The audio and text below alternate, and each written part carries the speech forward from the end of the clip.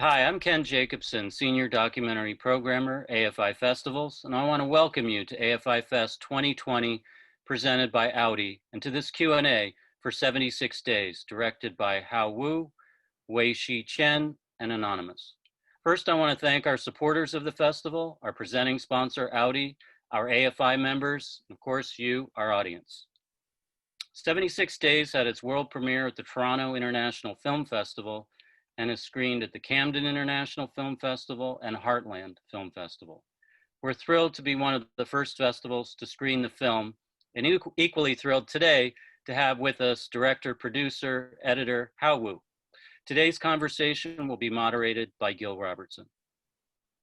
Hao Wu is a Chinese-American writer, director, editor, and documentarian.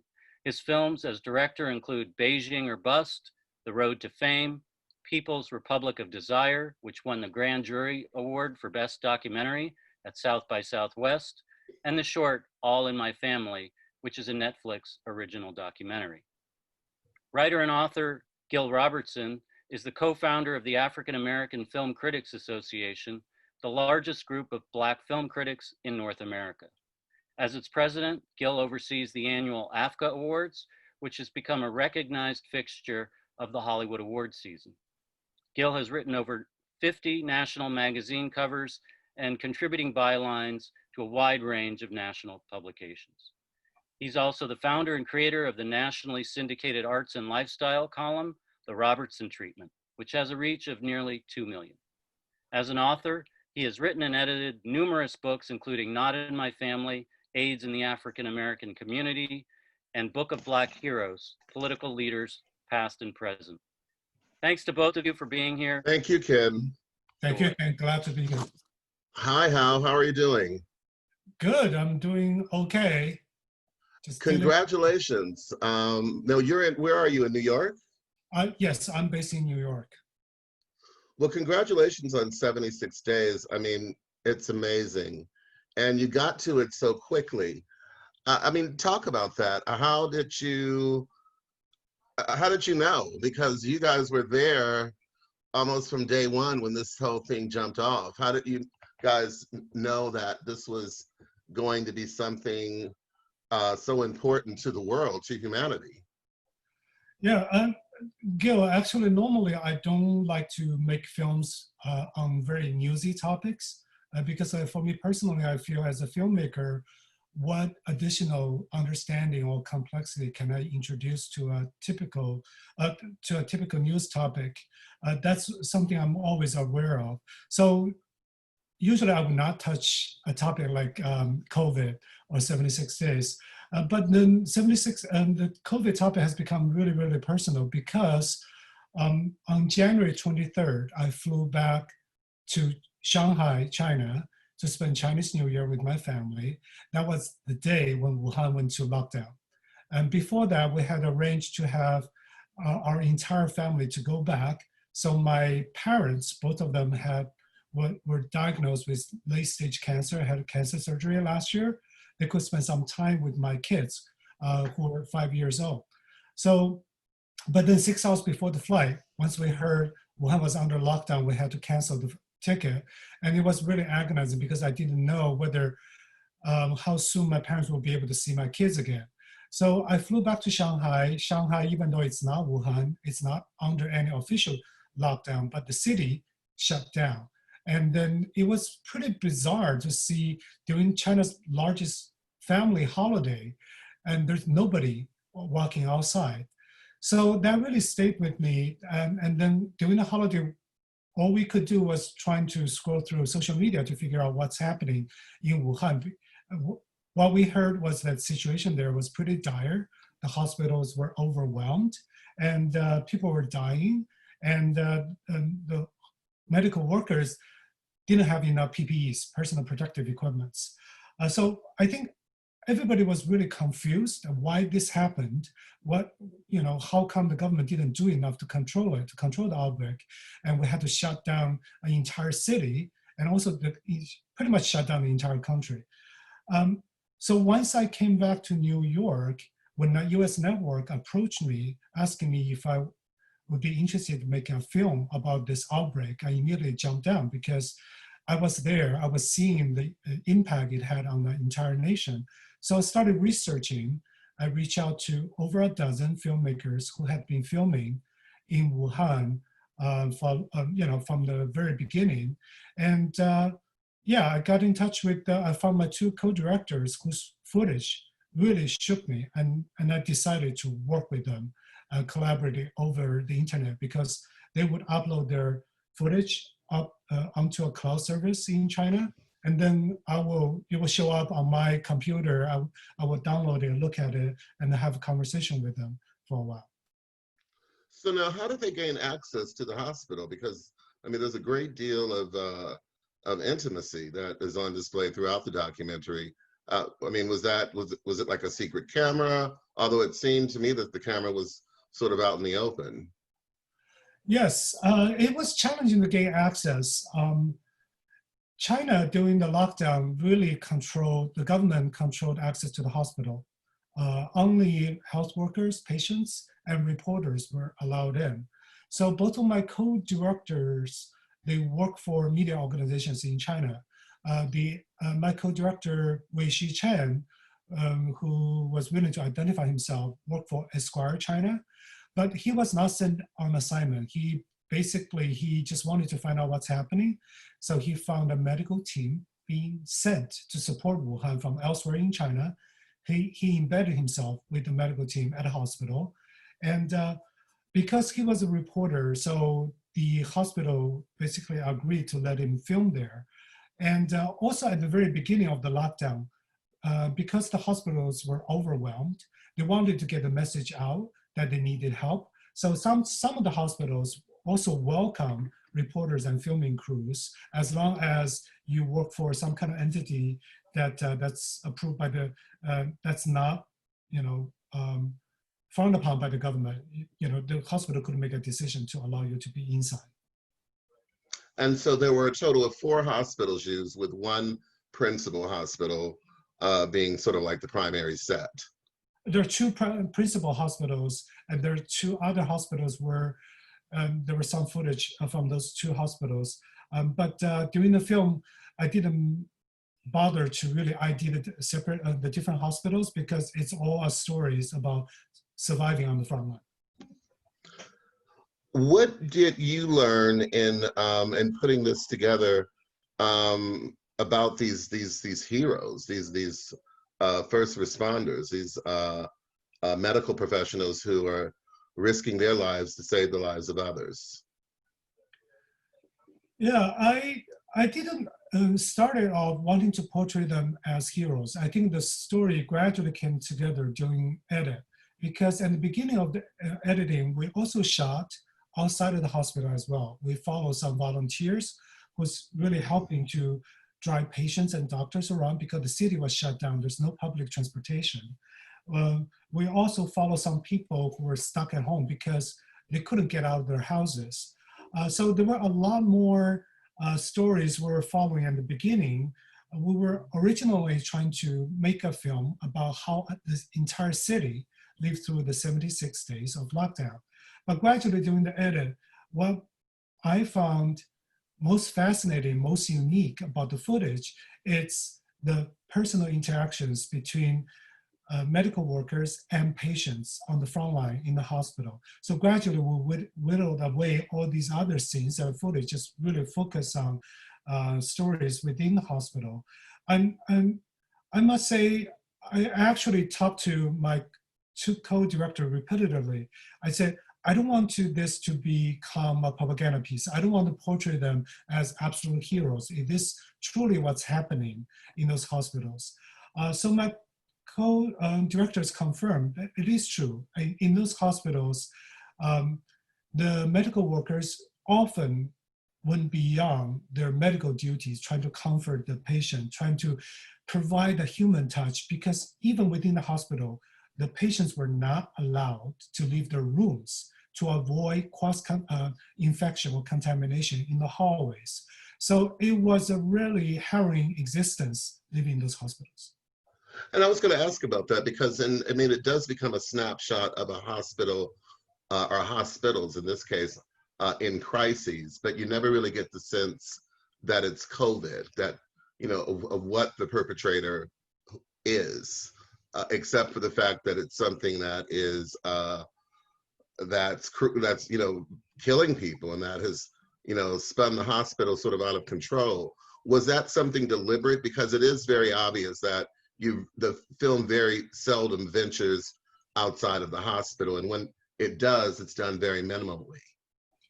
Yes, that's pretty deliberate. That also came, that I reached that decision during edit as well. In the beginning, we collected a lot of news archival clips, as well as phone videos that people were sharing on social media about Wuhan lockdown. But gradually we took them out because I feel the footage that my co-directors shot in the hospital were so compelling. By adding all these other news archival footage and social media footage, that kind of take the viewers out of their immediate experience, this sort of like a right there in the moment experience.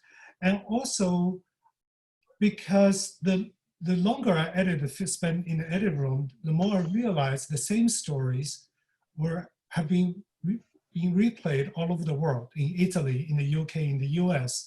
This kind of frontline experience are kind of universal. How we're all trying to help each other manage to survive, to live through this. That's a universal story. So intentionally, I gradually took out more and more the specific information about the Wuhan, any particular details about the Wuhan lockdown, because other than the opening card and the ending card, I said Wuhan locked down the city due to COVID. Wuhan emerged from a 76 lockdown, once they control COVID. Other than that, I feel like I just want people to live through this, to remind themselves it is a universal experience. And yet, I'm sure a lot of people will be expecting some degree of commentary about the Chinese government, and there's none. Were there concerns, or was that deliberate, intentional on your part? Not really. I mean, in the beginning, during one of the early cuts, we did interview a dissident, a patient family member who's suing the Chinese government because his father, for some other surgery, was in the hospital in January, and his father contracted COVID and passed away. So this guy has been really angry, and he wanted to sue the government.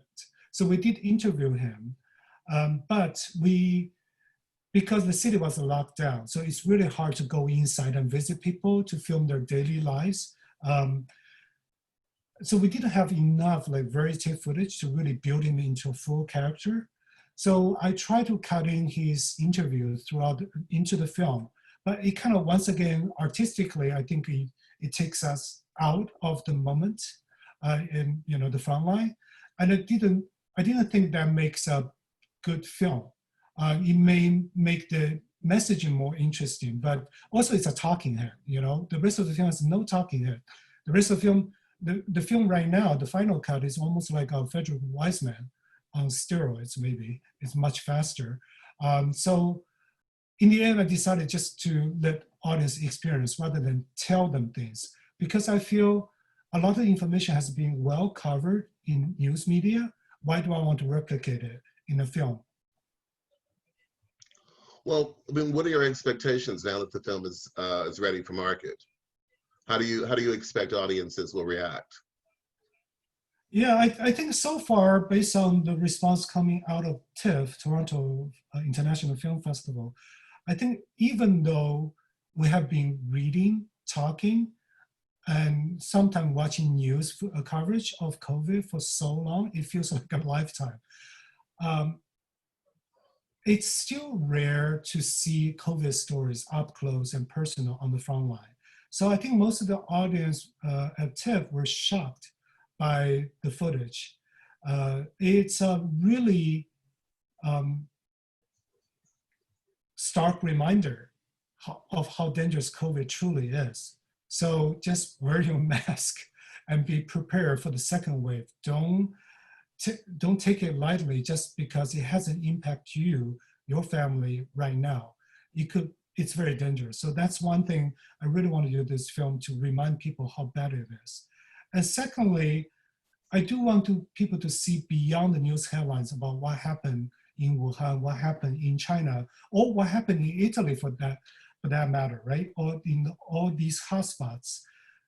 I want to remind viewers that there are human beings, in these stories, in these hotspots. So take a look at them, trying to see how similar our experiences are. So let's all try to work together instead of bickering and finger pointing.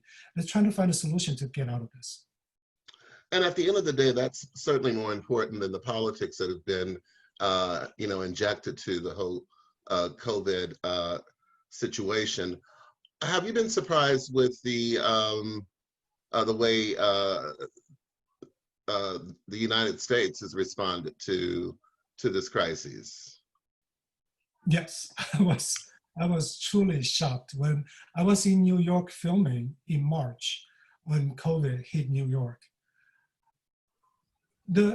What was shocking was I was just constantly thinking, because I was filming in the street. Usually the streets were deserted. I would be the only one carrying a camera, just filming. I kept on thinking, why is the same Wuhan story happening in New York? We are the United States of America. We supposedly have the best public health infrastructure. We have supposedly a far superior political system to handle this. But we were failing big time. Even now, I think we're failing. So that was really shocking to me. That's also one of the reasons I decided not to add too much political commentary in this film, because I feel like since we are still living through this, government's response to COVID all evolving all over the world, it's really hard to draw any conclusion right now. But what was shocking was the lack of leadership in this country, the bickering over how to respond to a life-threatening disease. That's completely shocking to me. I hope we can get out of this kind of bickering mode quickly, because it is coming back. Something else that that I was grateful to see was the fact that given the bigotry that we've seen come out of this towards Chinese people of Chinese descent, the way the film represented the humanity of the Chinese citizens, Chinese people, professionals, as they combated this disease. And I think that will certainly send a message that is needed in the times that we're living in. Yeah, thank you. Absolutely. It's just like deep down, despite our differences, we're all human beings. We have the same fear, despair, and worry, and the same needs, trying to connect with someone in desperate situation. And also, I think, I'm being so grateful to observe that people do show kindness towards each other in times of needs. It's not just in Wuhan, in China, it's everywhere. So yeah, it's really heartwarming to witness all that. So I know this was a departure for you in terms of your work. What were you planning on doing prior to getting involved with this project? Yeah, there were a couple of nonfiction projects I was researching. There was a fentanyl project, because fentanyl has some China connection. And actually, I was researching the Harvard affirmative action case. There's a lawsuit against Harvard around affirmative action. But because of COVID, nothing could have happened in the past few months. So I feel fortunate in some sense to be able to get to work on 76 Days. That together with wine and Golden Girls kept me sane during this lockdown. And unfortunately, like as you were stating a moment ago, it looks like we are going to be going into a second wave. What lessons do you hope that society will take into that? Given that we've already gone through, such a turbulent 6 months, what are the takeaways from that first wave that we should utilize to maintain our sanity during this this upcoming wave? Yeah, that's a big question. I'm not a political commentary. I don't know. I've been thinking about this a lot. Obviously, it's the the thing is, I right now the American society is so divided. There's no resolution in sight. So I'm not super optimistic in terms of how we can change our behavior responding to the next wave. But I do feel like we have learned the lesson somewhat from the past 6 months. So at least the state and municipal government have been responding much faster whenever there's an outbreak. So that's a good thing. But ultimately, I think it requires leadership at the very top. Like United States, we have been able to mobilize in times of war during World War II, right? We were able to mobilize the entire country to face a common threat. So I don't know. I just feel like right now there's lack of leadership at the very top, and that's really hard to change until we see some clarity after the November election. You know, and also I think one thing we can take from this film, you know, as we move forward, is generosity.